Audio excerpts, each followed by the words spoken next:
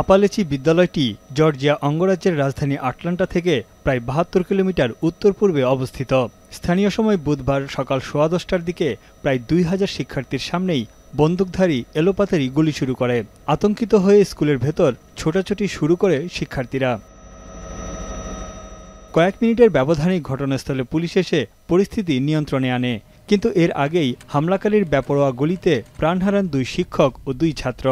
নিহত একজন ছাত্র প্রতিবন্ধী ছিলেন। আহত হয়েছেন অন্তত ৯ জন। The United States, America has failed our children. America has failed our educators and our school system. She was one of the victims. I mean, it was what, good 45 minutes, probably an hour before we got word. So, I mean, the fear. I have 2 children that go to Heyman Morris, which borders this school. Colt grey নামে ১৪ বছর বয়সী এই হামলাকারীকে গ্রেপ্তার করেছে police. সে নাবালক হলেও প্রাপ্তবয়স্ক বিবেচনা করে তার বিরুদ্ধে হত্যার অভিযোগ আনা হবে। তবে হামলার উদ্দেশ্য সম্পর্কে এখনও কিছু জানা যায়নি।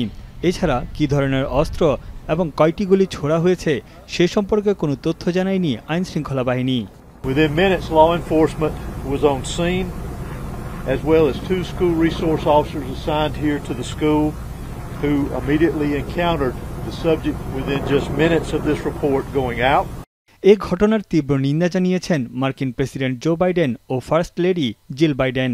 এক প্রতিক্রিয়ায় রিপাবলিকান প্রার্থী ট্রাম্প বলেন, যুক্তরাষ্ট্রের বন্দুক আইনের সংস্কার করতে হবে, আর বন্দুক আইনকে যুক্তরাষ্ট্র থেকে নিশ্চিহ্ন করার প্রতিশ্রুতি দেন ডেমোক্র্যাট প্রার্থী Kamala Harris. That parents have to send their children to school worried about whether or not their child will come home alive. It's senseless. It is. We've got to stop it. And we have to end this epidemic of gun violence in our country once and for all. সম্প্রতি যুক্তরাষ্ট্রের বন্দুক হামলার ঘটনা বেড়েই চলেছে। Violence আর্কাইভের এক গবেষণার তথ্য মতে চলতি বছরে এ পর্যন্ত মার্কিন যুক্তরাষ্ট্রে ৩৫৮টি গুলির ঘটনা ঘটেছে। তানভীর জনি, এখন বিশ্ব।